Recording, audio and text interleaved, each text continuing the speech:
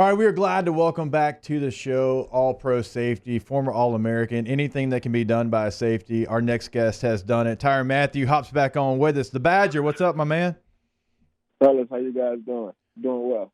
Doing great, man. It's always a pleasure to have you on. Hey, we were talking during the break. We know LSU got their championship rings. We saw the 3 rings and all the videos, but I want to know, have you gotten the real bling yet? Because as we know, those Super Bowl champion rings, they got a couple more diamonds than the college rings.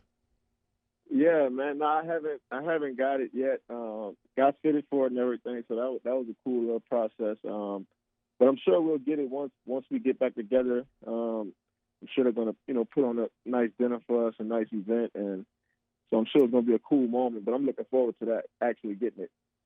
Tyron, all the news coming out of Kansas City, obviously Patrick Mahomes gets a long-term deal, and that offense just continues to pick up weapons. Clyde Edwards-Helaire, you're going to have another former LSU guy there with you. I think he's going to do magical things within that offense. Practicing against that offense every single day last year, I've got to imagine defensively that was something that continued to help y'all improve throughout the season. Well, I thought it built, a great standard for us, especially throughout the spring, and even going into training camp, just competing against those guys each and every day. Obviously when you practice against a group that's really talented, it can do one or two things to your confidence. It either can build it or it can kind of, damper it. And for us, I thought as the season went along, we really started to lean on the days, we practiced against our team and our offense. And, those days we had to strain and over-communicate and for guys to be in the right spot at the right time to make plays and, us just believing in that. So I thought our offense, set a great standard, for us defensively, just competing against those guys each and every day. I mean, it was a handful. Have you already given your other defensive mates the scouting report on Clyde Edwards-Helaire? Like, hey, watch out for the spin move. He's got it in his repertoire. Yeah. I've watched him a lot, especially, being a diehard, LSU guy. So, I'm excited about it, and then we just obviously picked up a really athletic linebacker from Mississippi State, Willie Gay. So Yep. I'm sure, him and Clyde have great history. And so it's going to be fun seeing those guys, compete in one-on-ones. But if I have to cover Clyde one-on-ones, I kind of know where he's going. I've watched him for years.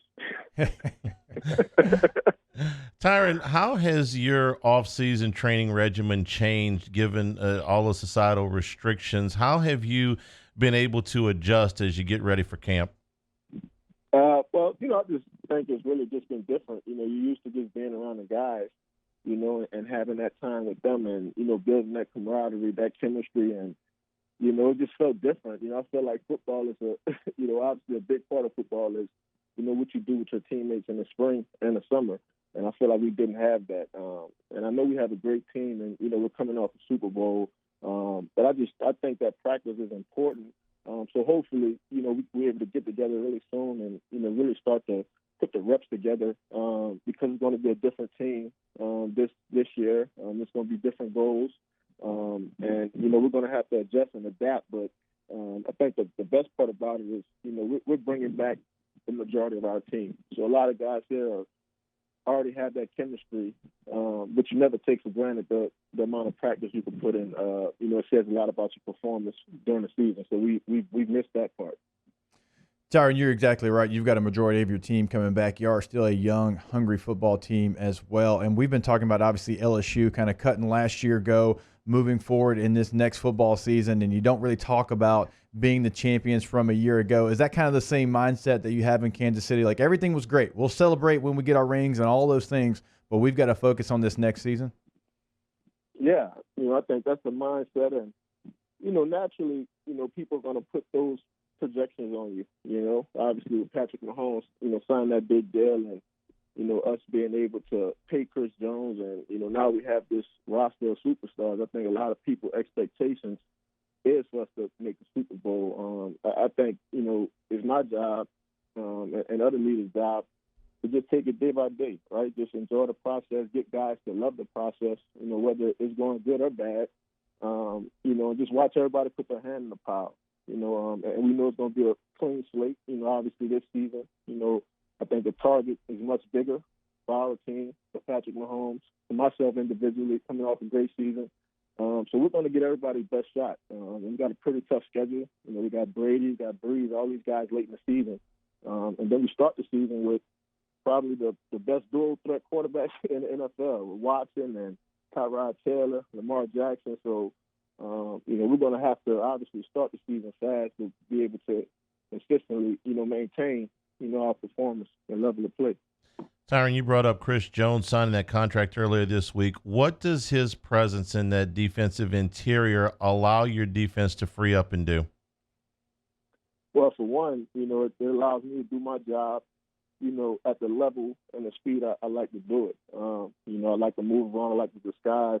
And I think anytime you have a guy like Chris Jones who can really push the center of the pocket and get quarterbacks to make fast decisions, not necessarily smart decisions, I think that kind of plays into, my hand as a defensive back, and even our coaches, Spags, what he likes to do on the back end. Disguise different coverages, play 2-over-1 reads, and, allow his playmakers to make plays. So I think, anytime you have a guy like Chris Jones who can, be that extra factor, for the pass defense, I think that's where the league is trending. They're trying to throw the ball, they're trying to score points. And guys like Chris Jones are very valuable.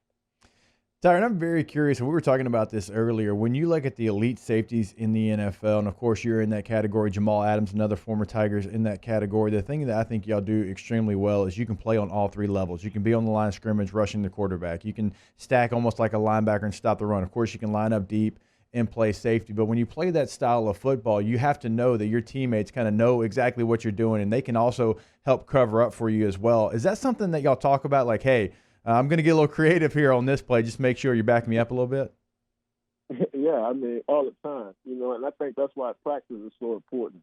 You build that chemistry, you build that trust, you take chances in practice that you don't necessarily take in the game. So, for me, I think that's a big part of, who I am. I've always played with great, talented guys, Patrick Peterson and Brandon Taylor of the world, and, Eric Reed, and different guys that play at a different speed. And we all play at different levels, and it's always good to know, where your teammates are. So I think in order to be a good defensive back, you not only have to play well, but you have to obviously lift the players around you and communicate with those guys, really well. Hey, real quick, speaking of Brandon Taylor, and of course, that's my guy, we're number 18. Have you ever seen him in a shirt that wasn't a small or medium? No. And look, I guess, man, Brandon's always been one of those guys who's always took fitness really serious. Even as a player, right? He's always was in the weight room. He always took that serious. So I guess, show it off, right? Yeah, he wants to show his work off, right? Like an artist. Yeah, I got you. So show it off, man. Tyrann Mathieu is our guest. Tyron, we've heard all the stories about, we've seen it on the field, obviously. We've heard all the stories about some of the unbelievable athletic things that Patrick Mahomes can do, and we've even seen him film some of these things off the practice field. But give us one that you've seen that wouldn't have made it to television or on the YouTube or anything like that. What's the most amazing thing you've seen that guy do in a practice? For one, I don't think he understands how good he is. He's so shy about it. He's so humble about it. And he doesn't seem to be necessarily concerned with how wild the play was, and that's always cool to see from an athlete. Most athletes at that, level, they, obviously they have an ego, and he doesn't necessarily show that. And so I think that's why he's such a great team leader. He's such a good guy, and that's why he got the amount of money, he got. But I saw him do a lot of different things in practice, man.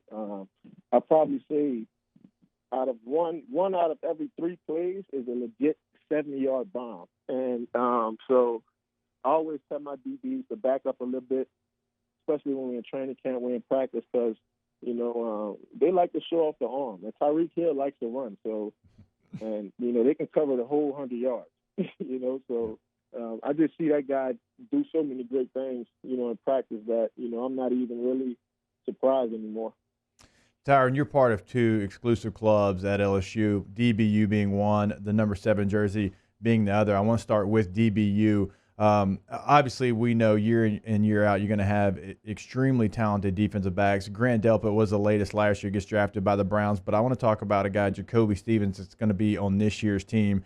This is a guy that had to find his position at LSU, but once he did, he's a guy that's in that same mold of safeties that can play on all three levels. He's a 225-pound safety, so a little bit different body type than other safeties out there. What did you see from Jacoby last year that leads you to believe maybe he can be that next step guy, that next part of DBU that gets in the conversation of maybe a first, second-round pick? Yeah, I actually like the kid. When I watch games, not everybody pops off the screen, Yeah. And I think he has that effect. Obviously, what you just mentioned, him having the ability to play on all three levels, I think that's going to add great value for him going forward.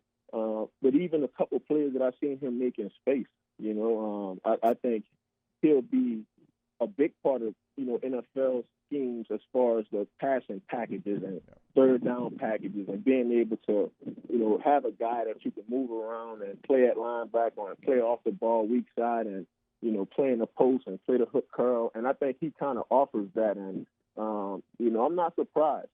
Coach Raymond has done a really good job of, continuing to kind of keep those guys coming in and out. And, I think LSU is really a recycling door as far as, a revolving door as far as defensive backs, right?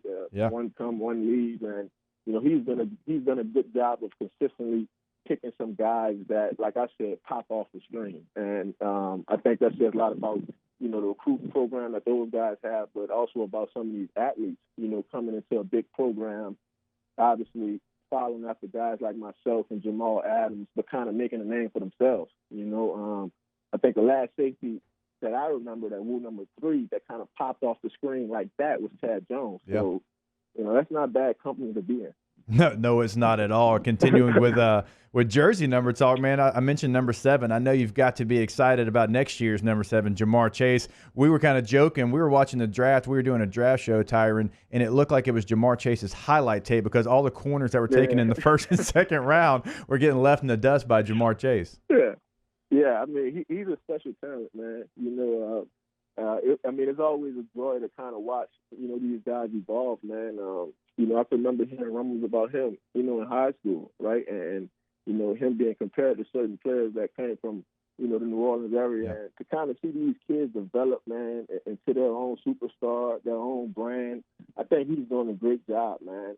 He brings a different attitude, right, that I don't think I've seen since Jarvis Landry. I mean, he plays mean, you know what I mean? And I think it does something for the offense to give them a certain swagger, a certain edge.